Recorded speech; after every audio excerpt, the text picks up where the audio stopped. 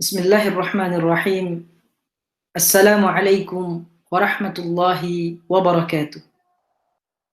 Innal hamdalillah nahmaduhu wa nasta'inuhu wa nastaghfiruh wa na'udzu billahi min shururi anfusina wa min sayyiati a'malina. Man yahdihillahu fala mudilla lahu wa man yudlil fala hadiya lahu. Ashhadu an la ilaha illallah wahdahu la syarika lahu wa ashhadu anna Muhammadan abduhu wa rasuluh la nabiyya ba'dah. Ikhwatal iman, a'azzani Allahu wa iyyakum ajma'in. Alhamdulillah, pada pelajaran sebelumnya kita telah mempelajari bersama beberapa poin penting yang menjelaskan kepada kita tentang pentingnya mempelajari tauhid.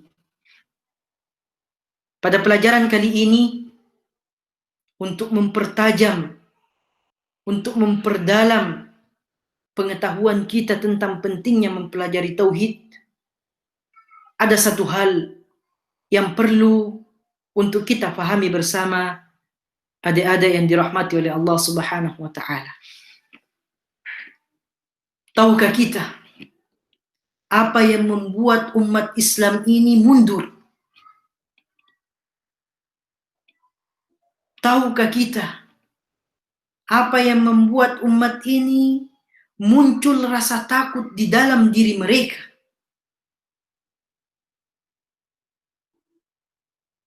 Jawabannya adalah karena mereka jauh dari tauhid dan tidak menegakkan hak utama Allah Subhanahu wa Ta'ala dalam tauhid, serta masih banyak di antara mereka yang melakukan praktek-praktek kesyirikan, yang tentunya ini merupakan pelanggaran terbesar terhadap hak-hak Allah Subhanahu wa Ta'ala.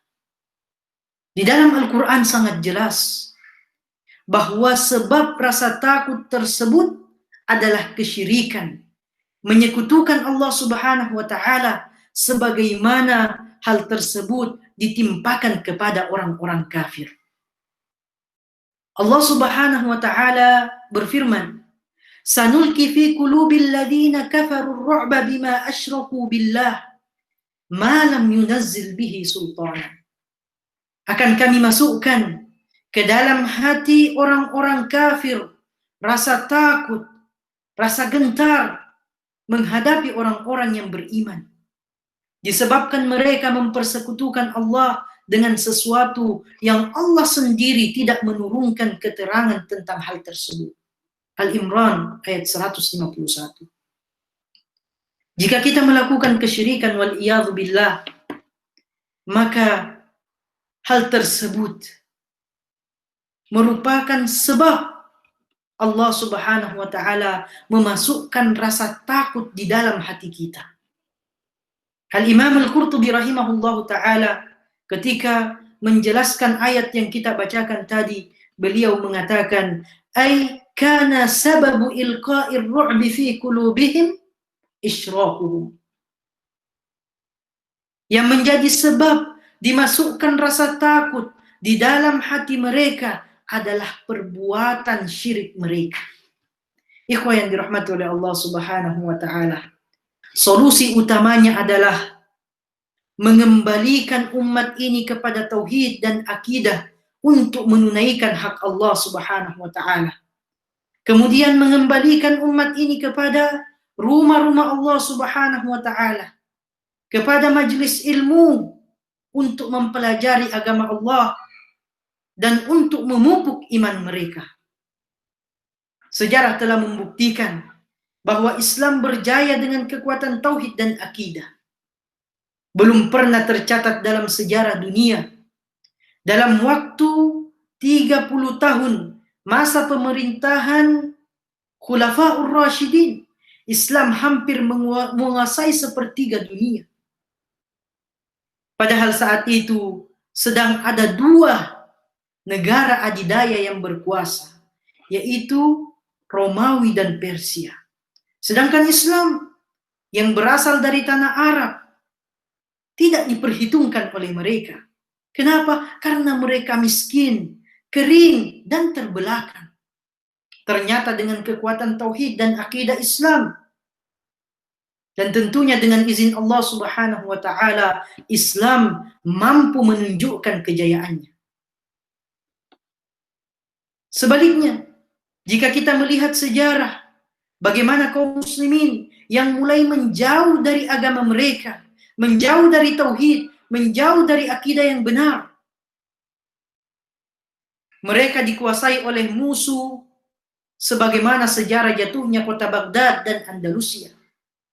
Padahal saat itu kaum muslimin sedang berada di puncak kejayaan dunia dari segi kekayaan, ekonomi maupun politik.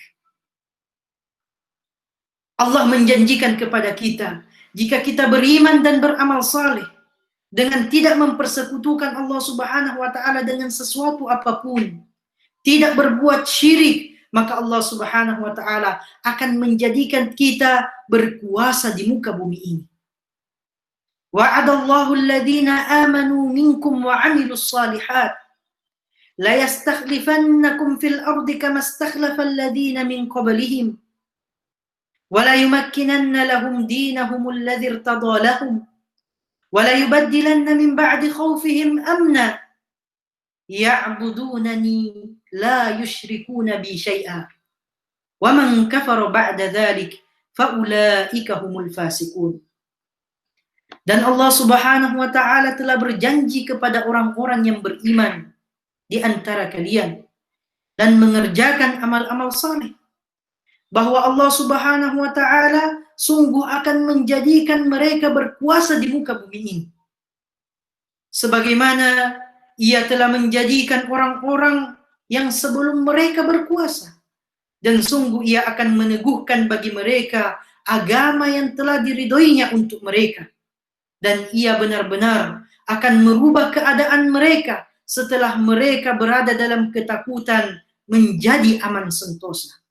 Mereka senantiasa menyembahku, kata Allah Subhanahu wa taala, semata-mata dan tidak mempersekutukanku dengan sesuatu apapun. Dan barang siapa yang tetap kafir sesudah janji tersebut, maka mereka itulah orang-orang yang fasik. An-Nur ayat 55. Ikhwan yang dirahmati oleh Allah Subhanahu wa taala, rasa takut muncul karena tidak ada tauhid dan akidah yang benar, yang ujungnya adalah menimbulkan rasa cinta terhadap dunia dan takut akan kematian.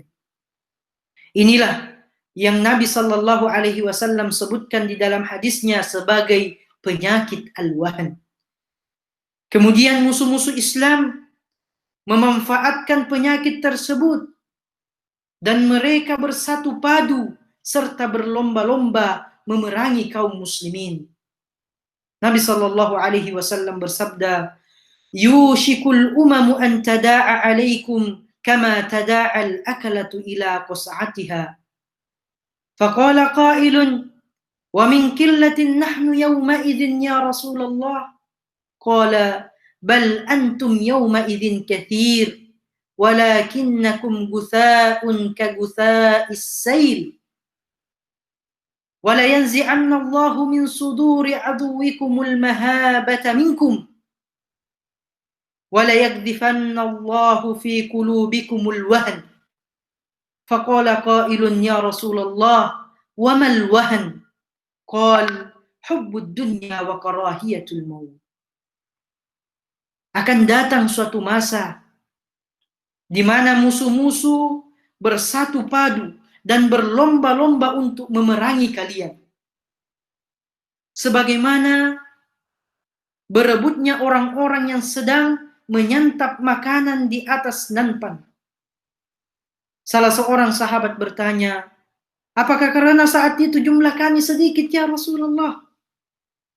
Beliau pun menjawab, "Justru saat itu jumlah kalian banyak, namun kalian bagaikan buih di lautan. Allah akan membuang rasa takut mereka kepada kalian dan akan memasukkan al-wahan di dalam hati kalian." Kemudian di antara sahabat kemudian bertanya kepada Rasulullah sallallahu alaihi wasallam, "Apakah al-wahan itu ya Rasulullah?" Nabi sallallahu alaihi wasallam menjawab, hubbud dunya wa karahiyatul maut. Cinta terhadap dunia dan benci terhadap kematian. Hadis ini diriwayatkan oleh Al-Imam Abu Daud dari Thauban dan dinilai sahih oleh Asy-Syaikh Al-Albani rahimahullahu taala. Ikhwan yang dirahmati oleh Allah Subhanahu wa taala, meninggalkan agama adalah sebab utama kelemahan kaum muslimin. Bukan karena lemah ekonomi, bukan karena lemah militer dan lain-lainnya. Solusinya adalah kembali kepada agama, kembali kepada tauhid dan akidah yang benar sebagaimana yang disebutkan oleh Nabi sallallahu alaihi wasallam, "Idza tabaya'tum bil 'ina wa akhadtum adnabal baqar wa raditum biz-zar' wa taraktumul jihad sallallahu alaikum dhulla la yanzi'uhu hatta tarji'u ila dinikum." Apabila kalian telah berjual beli dengan ina dan kalian telah disibukkan memegang ekor-ekor sapi dan telah senang dengan bercocok tanam dan juga kalian meninggalkan jihad di jalan Allah Subhanahu wa taala, niscaya Allah Subhanahu wa taala akan kuasakan, akan timpakan kehinaan kepada kalian. Tidak akan dicabut, dihilangkan kehinaan tersebut hingga kalian kembali kepada agama kalian. Hadis riwayat Abu Daud dan disahihkan oleh Asy-Syaikh Al-Albani rahimahullahu taala. Ikhwah yang dirahmati oleh Allah Subhanahu wa taala.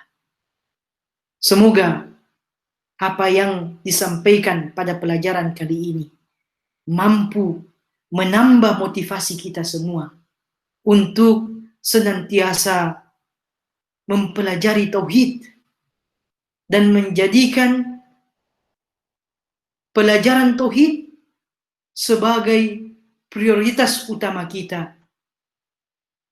Dan ketika kita sudah mempelajarinya, kita pun berusaha untuk menyampaikan, untuk mendakwahkan pelajaran tersebut kepada saudara-saudara sesama muslim kita di luar sana. Sehingga dengan tersebarnya tauhid dan akidah yang benar ini, kita berharap Allah Subhanahu wa taala akan menjadikan kita semua penguasa di dunia ini. Ikhwah yang dirahmati oleh Allah Subhanahu wa taala. Semoga Allah Subhanahu wa taala memberikan hidayahnya, memberikan taufiknya kepada kita semua sehingga kita mampu berjalan di atas jalan yang hak, di atas jalan kebenaran. Hadza wa sallallahu wa sallama ala nabiyyina Muhammad wa ala alihi wa sahbihi wa sallam wa akhiru da'wana anil hamdulillahi rabbil alamin. Wassalamu alaikum warahmatullahi wabarakatuh.